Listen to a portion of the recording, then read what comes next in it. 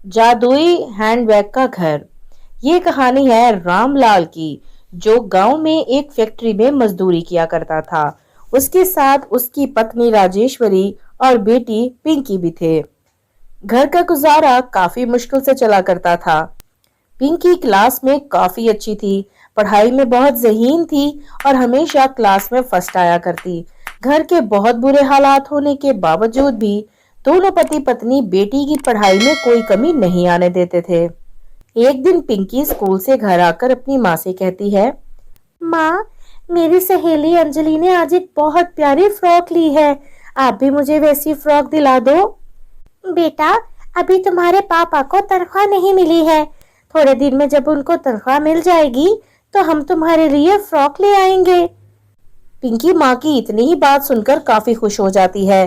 तभी थोड़ी देर में उसके पापा घर वापस आ जाते हैं और राजेश्वरी अपने पति से कहती है, अजी सुनिए, पिंकी आज एक फ्रॉक लेने की बात कर रही है। हम उसे फ्रॉक दिला देते हैं। अरे तुम कैसी बातें कर रही हो? मेरे पास इतने पैसे नहीं हैं। जितने होते हैं उनमें गुजारा मुश्किल होता है। फ्रॉक कहाँ से दिलाऊंगा मैं उसको? अजी मैंने कुछ पैसे जोड़ के रखे हैं, हम उन्हीं से उसको फ्रॉक दिला देंगे। उस बच्ची ने हमसे कभी कुछ नहीं मांगा, वो बहुत चाहत कर रही है फ्रॉक की। चलो ठीक है, आज गांव में एक मेला लगा हुआ है। हम तीनों शाम को जाएंगे और पिंकी बिटिया के लिए फ्रॉक ले लेंगे।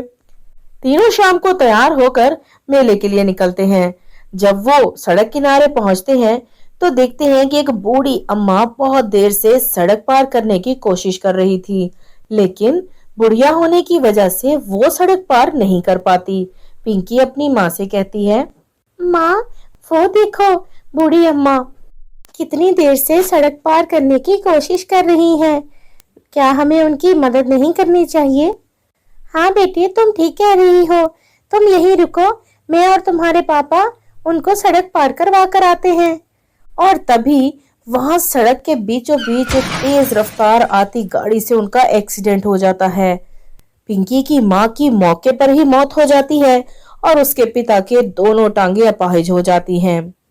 माँ के मर जाने के बाद पिंकी गुमसुम अपने कमरे में ही बैठी रहा करती और पिता की टांगे कट जाने की वजह से उनकी नौकरी चली गई थी। कुछ दिन तो गुजारा चलता रहा, लेकिन फिर घर का राशन पानी खत्म होना शुरू हो गया। पिंकी काफी परेशान थी। पापा की दवाइयां भी खत्म हो रही हैं, घर में खाने को भी कुछ नहीं। ऐसे तो पापा बीमार हो जाएंगे। उनके बराबर में पिंकी के चाचा चाची रहते थे, लेकिन वो उनकी कभी भी मदद नहीं करते थे। तब पिंकी को अपनी चाची का ख्याल आता है। वो चाची के घर जाती है मदद मांगने के लिए। चाची, घर में राशन खत्म हो गया है, पापा की दवाइयां नहीं है, थोड़ा सा राशन दे दो। चल निकल जा यहाँ से, बेकारन कहीं की। मैंने यहाँ पर कोई फैक्ट्री खोली हुई है राशन देने की? तेरे बाप दे के गया मुझे पैसे राशन के, निकल जा यहाँ से। चाची धक्के देकर पिंकी को घर से निकाल देती है। पिंकी सड़कों पर काम ढूंढ रही थी, तभी उसे सड़क किनारे एक हैंडबैग नजर आता है। अरे, ये हैंडबैग कितना सुंदर है, लगता है किसी का खो गया है। ऐसा करती हूँ, थोड़ी देर यहाँ इंतजार कर लेती हूँ, शायद जिसका है वो इसे लेने आ जाए। पिंकी हैंडबैग पकड़कर साइड पे ही खड़ी हो जाती है। तभी वहां एक परी प्रकट हो जाती है। तुम कौन हो? और ये हैंडबैग मेरा है, मैं बहुत दिन से इसे ढूंढ रही थी। तुम्हें कहाँ से मिला? मुझे यहाँ सड़क किनारे पड़ा मिला था और मैं यहाँ इंतजार कर रही थी कि शायद जिसका बैग है वो लेने वापस आ जाए। मैं इसलिए इसे लेकर अपने घर नहीं गई। इसमें मेरी जादुई छड़ी पड़ी है, अगर वो मुझे नहीं मिलती तो मैं अपना जादू नहीं कर सकती थी। तुम बहुत अच्छी लड़की हो, तुम्हारी वजह से मुझे मेरा बैग और मेरी छड़ी मिल गई। लेकिन तुम इतनी परेशान क्यों हो? परी के पूछने पर पिंकी उसे अपनी सारी आप बीती सुनाती है। परी बैग से अपनी छड़ी निकालकर कहती है, तुम परेशान मत हो, मैंने अपनी छड़ी ले ली है। ये बैग मैं तुम्हें दे रही हूँ। तुम इसे ले जाकर अपने घर के पिछले हिस्से में रखकर सिर्फ इतना कहना, ए जादुई पर्स, चल दिखा दे अपना कमाल। फिर तुम्हें जादुई पर्स अपना कमाल दिखा देगा और सब कुछ ठीक हो जाएगा। अब तुम जाओ। पिंकी खुशी खुशी वो बैग पकड़कर जल्दी से परी के कहे मुताबिक घर के पिछले हिस्से में आकर वैसा ही बोलती है और उसके इतना बोलते ही वो पर्स एक बड़े से घर में बदल जाता है। पिंकी बहुत खुश होती है और अपने पिता को लेकर घर में आती है।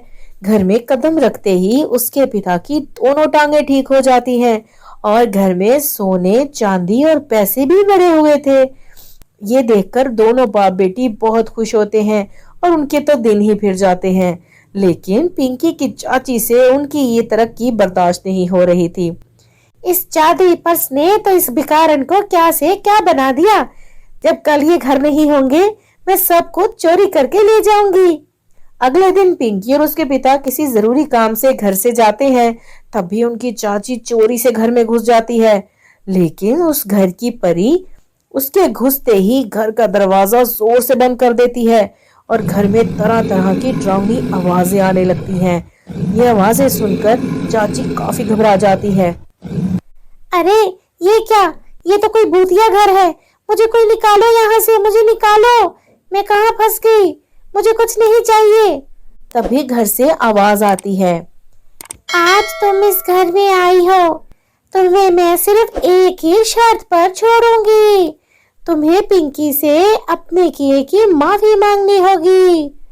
जल्दी से उसकी चाची अपनी जान बचाती है और जाकर पिंकी से अपने सारे रवैयों की माफी मांग लेती है।